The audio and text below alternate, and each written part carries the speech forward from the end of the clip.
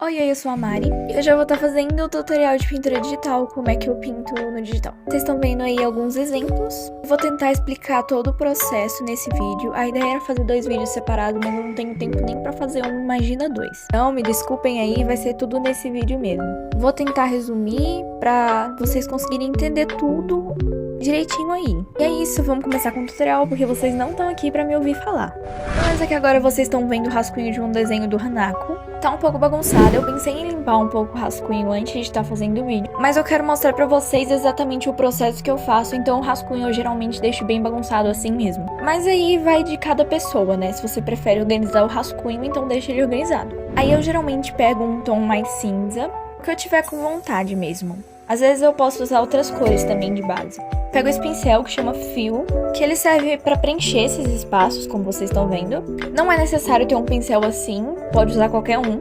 Ah, eu tinha esquecido de mencionar. É nessa hora que, se você gostar de fazer contorno, faz o contorno aí do desenho. Eu prefiro fazer direto no rascunho. Aí no caso eu peguei uma cor meio escura demais, então eu mudei. Mas aí eu preencho toda a área do desenho que eu vou pintar. Assim que eu finalizo isso, eu geralmente duplico a camada. Não é necessário, mas eu faço isso porque pode ser útil depois. Aí eu seleciono essa opção na camada de proteger alfa. Isso vai fazer com que eu não pinte fora do que já tá pintado aí, como vocês estão vendo. E daí eu começo a pintar todas as cores base do desenho. Para a ilustração toda, eu geralmente uso esse brush, Watercolor Wet, mas qualquer um que mistura cor serve, viu? Para as cores, eu normalmente pego a cor da minha referência e vou ajustando até ficar num tom legal que eu goste. Normalmente, eu uso só essa parte aí do quadrado de cores. Às vezes, quando eu quero um tom mais forte, eu mudo um pouquinho. Mas o que eu mais uso é essa área mesmo. Eu preencho tudo em uma camada só. Como o pincel que eu uso, ele mistura as cores, ele vai misturar o tom de fundo junto com o tom que você tá escolhendo ali pra pintar. Por isso, eu geralmente uso o tom de fundo mais claro possível, porque se ficar muito escuro, vai escurecer a cor que você tá pintando por cima, entendeu? Eu faço isso de forma bem despojada, não foco muito em pintar bonitinho, como vocês estão vendo, algumas partes ficam bem mal pintadas. Eu não tenho muita paciência, sendo bem sincero, então eu não foco muito em deixar a pintura bonitinha, pelo menos não nessa parte, eu vou organizar tudo depois. Mas cada um faz do seu jeito, se você não for preguiçoso que nem eu, você pode fazer a pintura certinha. Ficou mais ou menos assim a pintura. Eu esqueci de mencionar isso enquanto eu fazia a pintura, mas eu acho que o resultado fica melhor quando você não usa uma cor muito saturada. Isso é, nem o preto puro, nem o branco puro, nem o vermelho puro, nenhuma cor totalmente ela mesma, sabe? Mas lembrando que é uma preferência minha e é o que eu faço nos meus desenhos. É como se fosse uma regra. Ok, agora eu vou começar com as sombras básicas. Primeiramente eu pego o tom do que eu vou estar sombreando, no caso a pele, né? E no lugar de só deixar mais escuro, eu movo um pouquinho aí no círculo cromático. Eu geralmente movo no sentido anti-horário, mas pode ser no sentido horário também, tanto faz. E aí que eu escureço a cor. Repetindo, eu pego a cor, movo o círculo cromático e aí eu escureço. Isso deixa as cores um pouco mais diversificadas, por assim dizer. Gosto do efeito que dá. Continuo usando o mesmo pincel. Como vocês podem ver, eu dupliquei a camada, porque eu sempre faço isso, vai que dá alguma coisa errada, né? Então a camada ainda tá ali. Aí depois eu vou colocando as sombras aleatoriamente onde eu acho que deveria ter sombra. Lembrando que é tudo na mesma camada, viu, gente?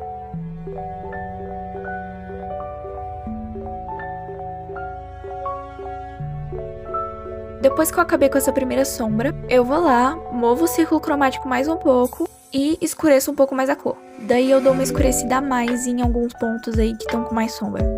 Gente, eu tô tentando dar o meu máximo nesse tutorial aqui. Então, se vocês acharem alguma coisa confusa ou que eu poderia melhorar nos tutoriais, por favor me digam, porque eu não tenho certeza se eu tô fazendo isso certo. Ok, depois dessa segunda sombra, você vai pegar o tom principal de novo. E aí você vai pra cor oposta do círculo cromático. No caso, é o azul. Daí eu escureço um pouco. Crio uma nova camada, no caso eu já tinha criado. E aí eu só taco em alguns pontos aí aleatoriamente. Tá, eu sei que tá estranho, mas vai ficar legal, confia no processo. Ok, feito isso, você vai lá e vai abaixar a opacidade da camada até que o resultado te agrade. Como vocês podem ver aí a diferença, com e sem, dá pra ver que fica mais bonitinho.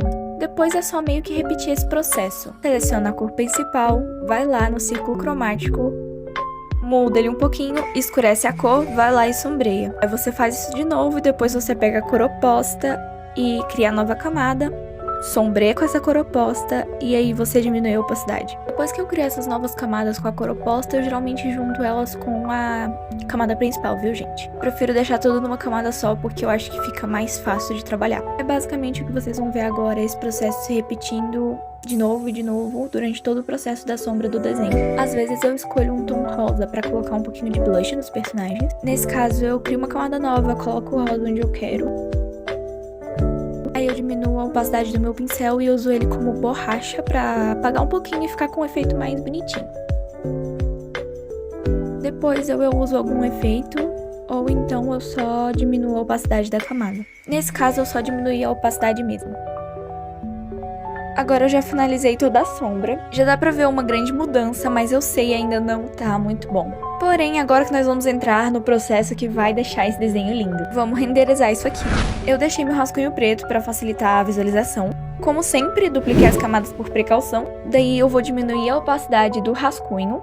E vou juntar o rascunho com a camada com as cores. Agora o que eu vou fazer é simplesmente misturar as cores. Muito simples, muito fácil, é só ir pegando os tons, misturando um com o outro até ficar de um jeito legal. Sério, dá uma vida pro desenho, fica muito mais bonito. Além disso, o que eu vou fazer é meio que um contorno, só que meio bagunçado. Lembrando que isso não é necessário se você já tiver feito o contorno do desenho. Nesse caso, eu só pego um tom mais escuro e escureço ele daquele jeito que eu ensinei pra vocês. Depois eu só vou meio que contornando algumas partes e detalhando outras. Esse processo do rendering é importante pra você deixar as cores bonitinhas, né? Fazer esse contorno que eu tô falando. E também pra consertar algumas coisas que você não gostou no desenho. Daí, enquanto eu vou fazendo isso, eu vou corrigindo as coisas e vou apagando essas linhas extras aí que eu fiz no rascunho, que ficou uma bagunça. Pra esse contorno aí que eu não faço ele retinho, como vocês podem ver, eu só vou riscando aí várias vezes até que fica mais ou menos. Se vocês pararem pra olhar direitinho os meus desenhos, o contorno não tá reto, gente, não tá. Mas também, né, fica bonito assim, ninguém tá vendo que tá tudo torto e dá uma falta de paciência ter que deixar tudo retinho, sabe? Outra coisa que eu costumo fazer é esses risquinhos, né, que eu sempre coloco em todos os desenhos. Eu também faço alguns brilhozinhos. Pra pele eu geralmente faço com um amarelo bem clarinho e daí eu vou fazendo assim, do jeito que vocês estão vendo, fica bem bonitinho. Para os olhos e para as outras partes, eu geralmente pego a cor oposta, clareio ela e faço os brilhinhos com ela. Essa parte da pintura é basicamente isso, não tem muito segredo, parece que é complicado, mas depois que você vai treinando, você pega o jeito. E eu acho pessoalmente que o resultado fica bem legal. A única coisa diferente que eu faço é no cabelo, que eu seleciono o cabelo todo. Daí depois eu pego o airbrush, que é o airbrush, gente. Daí eu pego um tom mais escuro pro cabelo e passo nas pontas. Depois eu pego o tom de pele e passo junto com o airbrush também nas regiões que estão mais próximas do rosto. Aí eu abaixo a opacidade de tudo isso aí e fica um efeitinho bonitinho. Aí eu renderizo o cabelo também. O mesmo processo de antes. Depois o resto é a mesma coisa, é simples, não precisa explicar de novo. Vou deixar vocês verem um pouquinho aí do processo e depois vamos para os efeitos finais.